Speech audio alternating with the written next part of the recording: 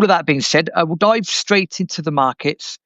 And again, doing this is live, so at the time of recording, I said at the start of the week in the weekly open that it would not surprise me to see the Dow Jones reach an all-new time high this week.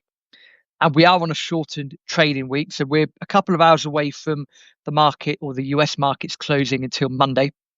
And at the time of doing this, the Dow Jones sits at around 44,850.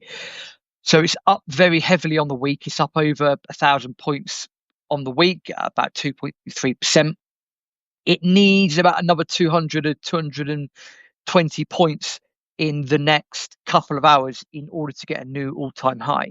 If that doesn't happen today, I would imagine that would happen next week. Looking at the S&P 500 again, it's a perfect V-shaped recovery and then more. That is trading 62.80. Again, it's up 100 points on the week, 1.7%. Nasdaq as well, very similar pattern between the Nasdaq and the S&P 500. Again, Nasdaq's up 327 on the week, about 1.4%. VIX index, so the volatility index that measures volatility in the S&P, that is on the downward slide. That's down to 16.47, which means that regular market volatility is expected. And then looking at the Dixie, looking at the dollar index, again, it's had a bit of an odd looking candle so far this week. It looks like a potentially a positive hammer candle, if there is such a thing. Dixie stands at 97.22. Quickly on commodities, not a lot going on in oil. West Texas Intermediates at WTI. Again, that's up on the week by $1.75 at the moment. Gold on the week up about $60, so it's trading at all the threes at the moment, $3,333. Silver, bit of a move thus far, up 87 cents, 2.44%, trading at around $36.84.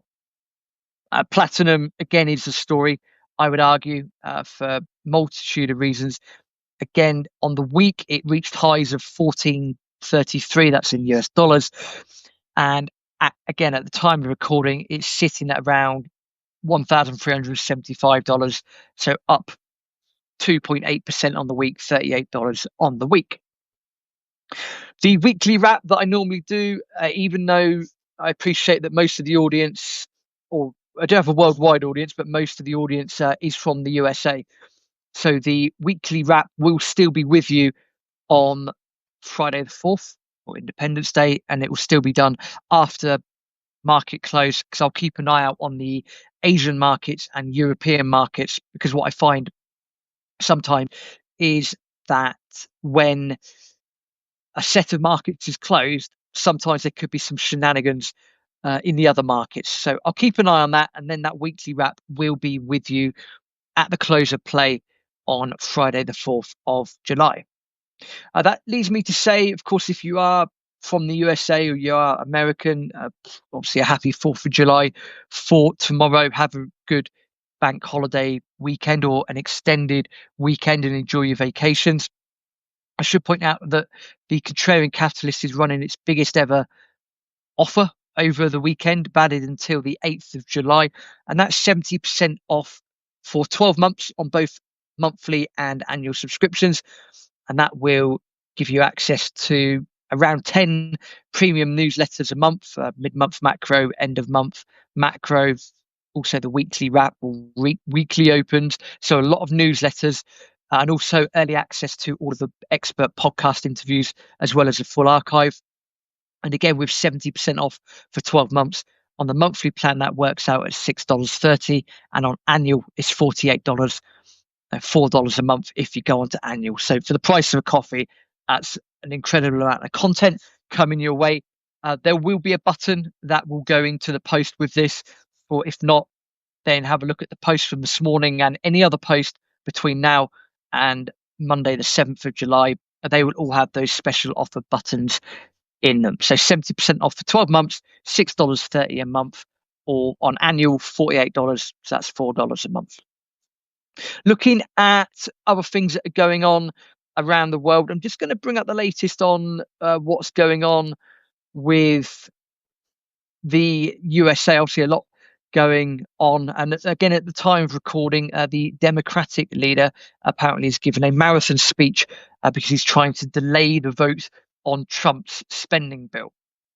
Now, no matter what side of the political spectrum you're on, the big beautiful bill, or one big beautiful bill, however you want to call it, that is ultimately going to create a lot of inflation, because you are looking at increasing spending or increasing debt ceilings and so forth.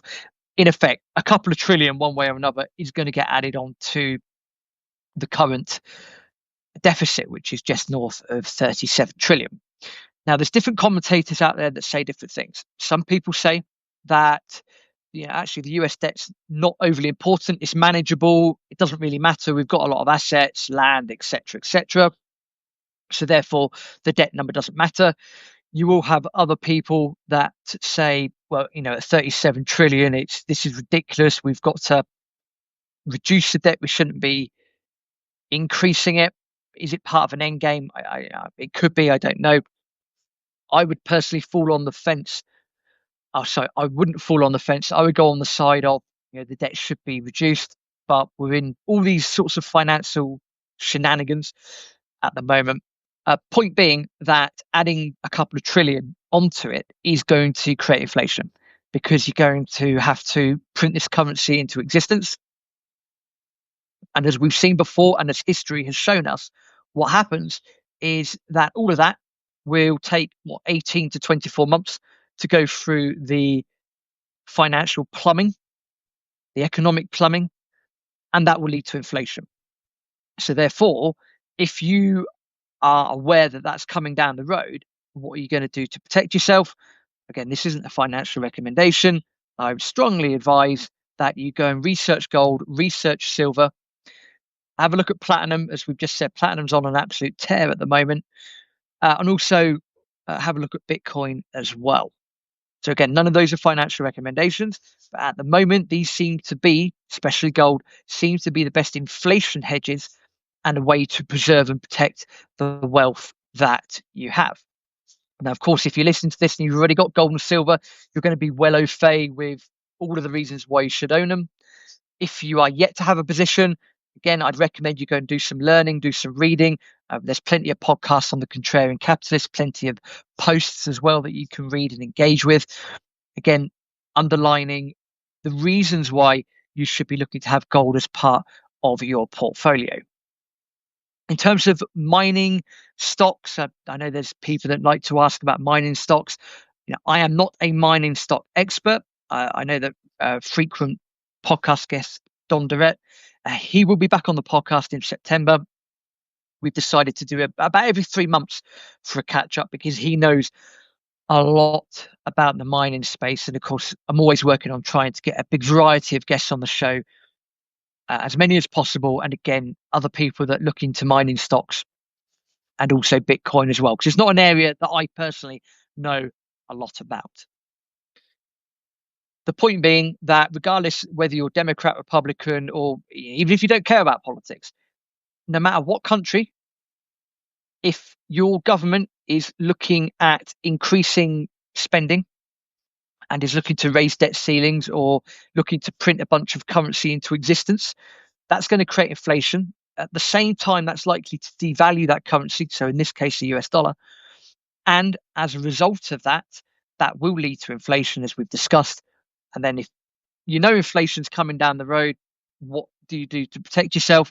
Again, gold, silver, platinum to an extent, Bitcoin as well. Gold being the ultimate, in my opinion, the ultimate safe haven, the ultimate money. Silver still has a long way to go. Gold and silver ratio still very high. In historical terms, it has a very long way to go. Now, you see in the post as well that I also put a note on UK energy, or energy gone wrong. I was going to bring up a couple of things that I found online. Bear with me. So for those living in the UK, you'll know that because of current government policy. Now, it could be, of course, our Chancellor of the Exchequer, who was in tears yesterday during the Prime Minister's questions. I don't have a particular opinion on that. All I can say is that when Margaret Thatcher and Liz Truss and Theresa May, they've all obviously very famous women in the UK political arena. They have all been, I want to say caught crying, but they have all been in tears before at various points in our political history. So Rachel Reeves, or Rachel from Accounts, as she's called, is no different. I don't really have an opinion on that. If it's true emotion, then it is what it is. Sometimes that happens to all of us. We cry and so forth. What I would say is that it's, I think, another example of, especially Sir Keir Starmer's response about not confirming whether she's going to be in a job or not, of all of that. It is, in part of my French, an absolute shit show at the moment from the current government in the UK. And of course, I don't think that's going to be changing anytime soon. Now, I know a lot of people out there are looking at UK election figures, and they're looking at recent by-elections and local elections. We're seeing a big surge in reform. The next general election isn't due until 2029. So again, that's 4 years away. And at the time of recording, yes, there's a bit of euphoria in the UK with regards to, we need reform, let's get reform in. And in the local elections and so forth, people seem to be voting with their feet. That's very good, in my opinion. However, in 4 years' time, what's the political landscape going to be like? Are we going to be in the midst of World War III? Are we going to be, at war with Russia and so forth? My guess is possibly we are. But what doesn't happen, or what is bad, is that, and it's not just this government, it's previous governments as well, so I want to be equal with my blame here. You need to have energy to run an economy, and the cheaper the energy can be, the better that is, not just for industry, but for people as well. And what we've seen in the UK is bad decision after bad decision with regards to energy. We have a lot of natural resources. We're not the most resource rich island in the world, or the most resource rich country in the world. But I'm just going to read a couple of things that I've seen in the last couple of days that, as an Englishman, infuriate me. But it also provides me a reason as to why I got out in the first place. So what the current government have done, and again, I'm going to blame the current government because they're the ones that are there, but also previous governments under Tory leadership do have a fair amount of blame as well. So what we've decided to do is, ban new oil and gas licenses in the North Sea. But, and I quote, this is from James Melville on X, and I quote, "but spaff away 40 billion buying North Sea oil and gas from Norway," end quote.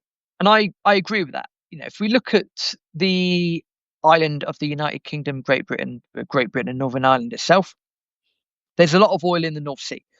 There is also a massive natural gas field in Lincolnshire. Lincolnshire, if you don't know where Lincolnshire is, it's east. Yeah, I call it east of England, possibly northeast of England, depending on how you want to view it. It's quite a rural part of the island, and there's a massive natural gas field underneath it, or underneath a part of it. And what we could do, we could frack to get in there and get that gas out. And of course, the more natural gas that we have, the more we're bringing to the market, that will decrease energy bills. But of course, because it's people don't like fracking, or it's not environmentally friendly and so forth, blah, blah, blah, blah, blah. We are not doing any fracking to get even within the reach of this natural gas field. Same with oil in the North Sea. There's a lot of oil in the North Sea. There are some rigs over there, but we're not going to produce any more oil and gas licenses because, we don't want to. So the point is that we could invest into schemes like that to benefit the people of the United Kingdom. But instead, what the current government, and again, don't even get me started on net zero and climate change, etc.,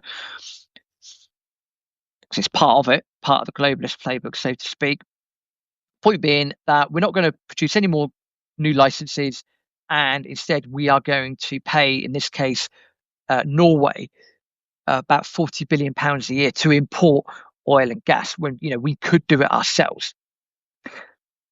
Now, that's 40 billion pound of taxpayer cash that's going to be done using that, and that's unacceptable.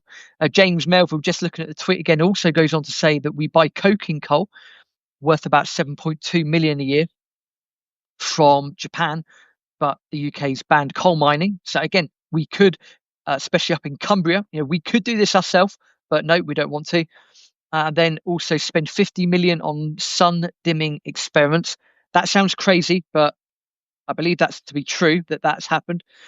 And then Drax, which is a power station, we're giving out 1.8 billion in taxpayer funded subsidies on top of the 11 billion it's already received, despite Drax burning an amount of wood equivalent to 300 million trees, and also giving 500 million pounds this year alone to wind power companies not to generate power from their wind turbines, and also spending 30 billion of taxpayers' money on carbon capture machines that put pensioners, farmers and the disabled into financial peril by claiming there's a 22 billion black hole. Now, I don't know if all of those were the reasons that Rachel from Accounts was in tears during Prime Minister's questions the other day, but if you look at, even if you're not from the UK, you could just look at those numbers and probably agree that that is an absolute waste of cash, and it's not good, and it's unacceptable, and it throws the citizens under the bus.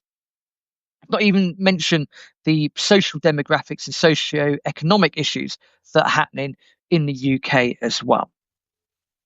Now, the answer is you need to drill more. You need to frack more, because the more energy that you have, the better that'll be for the citizens. You want to be resource rich. Now, I understand that people will say that, we need to be environmentally green and we need to be environmentally clean, etc., etc., etc. If you look what China's doing, China is building and using a lot of coal and so forth. So yes, it is polluting quite a lot, but it's also the same country that has an SMR, small modular reactor, that's running on thorium in the middle of the Gobi Desert. Now, of course, normally these reactors need water, and it's in the middle of the Gobi Desert, and apparently it's functioning properly. So because they've got an abundance of energy, they're putting that to good use. In effect, it's a case of maybe 2 steps back environmentally for 3 or 4 steps forward.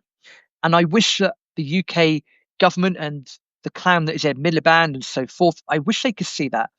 And I wish more people could see that as well.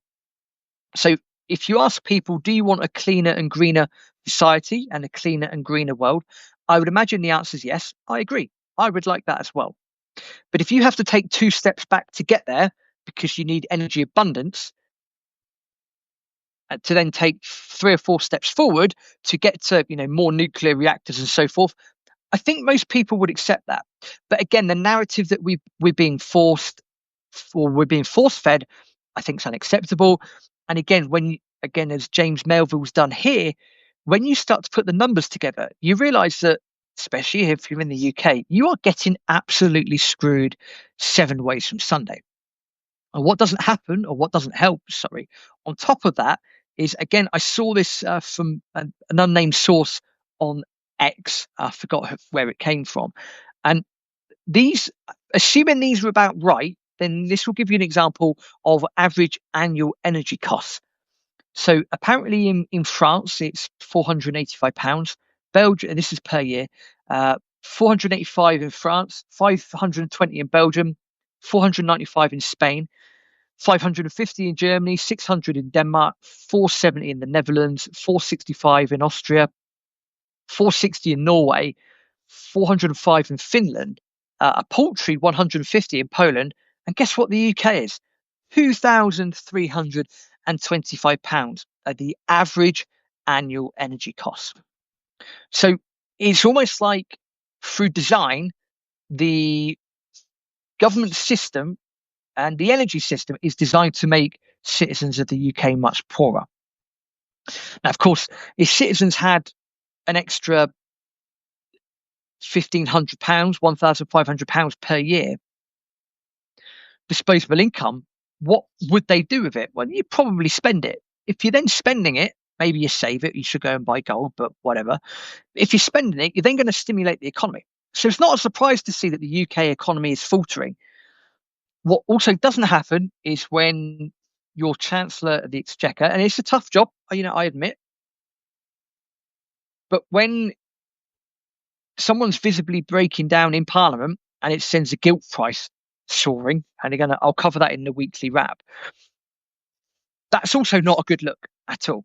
The point being that energy should be in abundance. We do have a lot of natural resources around the world. And again, looking at the UK here, we have a lot of oil in the North Sea. We have a lot of gas, which is in, Lincolnshire. They're the key things that we need to tap into. We should have had a multitude of nuclear projects up and running, but for again loads of different reasons, they've stalled over the last 10 to 15 years. The biggest example, I think, is Hinkley Point down in Somerset, where EDF about 4 or 5 years ago, I think it was, we're going to build it, and the contract stated that they would be, if there was any increase in costs or overrun or whatever, then EDF were liable for that. Fair enough. Of course, pandemics and so forth, and 5 years later, that project is, dare I say, back up and running from a construction point of view, but the contract's changed. So if there's any overrun now, it actually falls on the taxpayer to pay and the government to pay, not EDF. So there's no incentive for EDF to get it done quickly.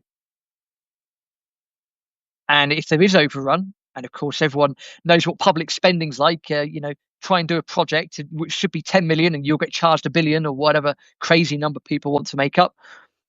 Now the taxpayer is on the hook for that nuclear plant. And of course, people still like to moan about nuclear. Nuclear is the answer. The point being that no matter what country you're in, especially in the UK, at this point, you could be made poorer by current energy policy. And unfortunately, I think until the current establishment are out, especially Ed Miliband, the energy secretary, I think it's only going to get worse. And also the grid isn't fit for purpose either, to be honest. I'll put screenshots of those tweets in the post that comes with this video as well. And last but not least, this is a quote from Margaret Thatcher. The problem with socialism is that you eventually run out of other people's money.